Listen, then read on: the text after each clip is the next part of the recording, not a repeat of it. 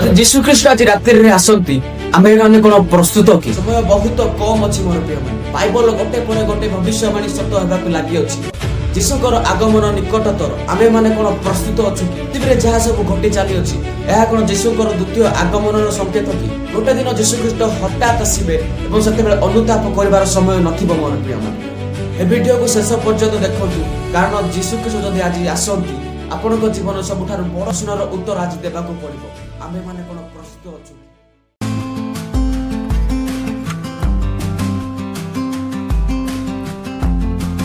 ସମସ୍ତଙ୍କୁ ନମସ୍କାର, ପ୍ରେଜ୍ ଦ ଲର୍ଡ। ମୁଁ ବିଶ୍ୱଜିତ ଆପଣମାନଙ୍କୁ ସ୍ୱାଗତ କରେ ଏହି ୟୁଟ୍ୟୁବ ଚ୍ୟାନେଲ ମାଧ୍ୟମକୁ।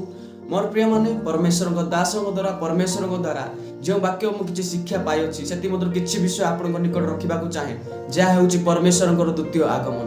ଆମ୍ଭେମାନେ କ'ଣ ପ୍ରସ୍ତୁତ ଅଛୁ କି ପରମେଶ୍ୱରଙ୍କର ଆଗମନ ନିମନ୍ତେ? ବାଇବଲ ସ୍ପଷ୍ଟ ଭାବରେ ପ୍ରକାଶ କରେ ଯେ ପରମେଶ୍ୱର ଦ୍ୱିତୀୟ ଥର ଏହି ପୃଥିବୀ ମଧ୍ୟକୁ ଆସିବେ।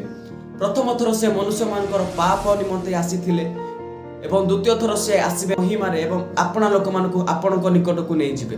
ମୋର ପ୍ରିୟମାନେ, ବାକ୍ୟ କହେ ଯୋହନ 14 ପର୍ବ 3 ପଦରେ, ତୁମେମାନେ ଯେପରି ସେ ସ୍ଥାନରେ ବାସ କରିବ, ଏଥି ନିମନ୍ତେ ମୁଁ ଆପଣା ଲୋକମାନଙ୍କୁ ସେ ସ୍ଥାନକୁ ନେଇଯିବି।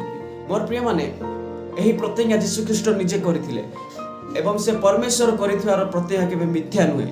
ଏଥି ନିମନ୍ତେ ଆମେ ନିଶ୍ଚିତ ହୋଇ ରହିବା ଯେ ପରମେଶ୍ୱର ନିଶ୍ଚୟ ଏହି ପୃଥିବୀ ମଧ୍ୟକୁ ଆସିବେ। ମୋର ପ୍ରିୟମାନେ, ଆଜି ଏହି ପୃଥିବୀ ମଧ୍ୟରେ ଯୁଦ୍ଧ, ହିଂସା, ଅନେକ ପ୍ରକାର ମହାମାରୀ ପରମେଶ୍ୱରଙ୍କ ଠାରୁ ଦୂରତା ବଢି ଚାଲିଅଛି। ମୋର ପ୍ରିୟମାନେ, ଏ ବାକ୍ୟ କହେ ଏହା ହେଉଛି ଶେଷ ଦିନର ଲକ୍ଷଣ, କିନ୍ତୁ ପରମେଶ୍ୱର ଆମକୁ ଭୟ କରିବାକୁ କହିନାହାନ୍ତି। ମୋର ପ୍ରିୟମାନେ, ପରମେଶ୍ୱର ଆମକୁ ଜାଗ୍ରତ ରୁହ, ପ୍ରସ୍ତୁତ ରୁହ ବୋଲି କହିଅଛୁ। ପ୍ରସ୍ତୁତ ହେବାର ଅର୍ଥ କ'ଣ? କେବଳ ଗିର୍ଜା ଯିବା କି? ରବାର ହେଲେ କ'ଣ ଚର୍ଚ୍ଚ ଯିବା କି? ନାଇଁ ମୋର ପ୍ରିୟମାନେ, ପ୍ରସ୍ତୁତ ହେବାର ଅର୍ଥ ହେଉଛି ପରମେଶ୍ୱରଙ୍କ ନିକଟରେ ଏକ ସତ୍ୟ ସମ୍ପର୍କ ସ୍ଥାପନ କରିବା, ପାପରୁ ଫେରିବା, ବାକ୍ୟ ପଢିବା, ପ୍ରାର୍ଥନା କରିବା ଏବଂ ମୋଷ୍ଟ ଇମ୍ପୋର୍ଟାଣ୍ଟ ହେଉଛି ପବିତ୍ରତା ଜୀବନ ଯାପନ କରିବା। ମୋର ପ୍ରିୟମାନେ, ଆମେ ବାକ୍ୟ ମାଧ୍ୟମରେ ଦେଖିପାରିବା ଯେ 10 ଜଣ କନ୍ୟାଙ୍କର ଦୃଷ୍ଟାନ୍ତ ବିଷୟରେ 5 ଜଣ କନ୍ୟା ଏକ୍ସଟ୍ରା ତୈଳ ସହିତ ପ୍ରସ୍ତୁତ ଥିଲେ ଆଉ 5 ଜଣ କନ୍ୟା ନଥିଲେ। ମୋର ପ୍ରିୟମାନେ, ବର ଆସିବା ସମୟରେ ସେ 5 ଜଣ କନ୍ୟା ହିଁ ଗଲେ, ଆଉ 5 ଜଣ କନ୍ୟାକୁ ଯାଇପାରିଲେ ନାହିଁ। ଏହି ବାକ୍ୟ, ଏହି ଦୃଷ୍ଟାନ୍ତ ଆମକୁ ଏ ପ୍ରକାର ସତର୍କ କରେ ଯେ ଆତ୍ମିକ ଭାବରେ ମଧ୍ୟ ଆମେ ସତର୍କ ରହିବା ଆବଶ୍ୟକତା ଅଛି। କେବଳ ଶାରୀରିକ ଭାବରେ ନାହିଁ, ଆତ୍ମିକ ଭାବରେ ମଧ୍ୟ ଆମକୁ ପ୍ରସ୍ତୁତ ରହିବାର ଅଛି। ମୋର ପ୍ରିୟମାନେ, ଯୀଶୁଙ୍କର ଆଗମନ ବିଶ୍ୱାସୀ ମାନଙ୍କ ପାଇଁ, ପରମେଶ୍ୱରଙ୍କ ଭୟକାରୀ ମାନଙ୍କ ପାଇଁ କେବେ ମଧ୍ୟ ଭୟର କାରଣ ହେବ ନାହିଁ। ମୋର ପ୍ରିୟମାନେ, ଆନନ୍ଦର କାରଣ ହେବ, କାରଣ ସେମାନେ ତାହାଙ୍କ ସହିତ ସହବାସ କରିବେ ଅନନ୍ତ କାଳ ପାଇଁ।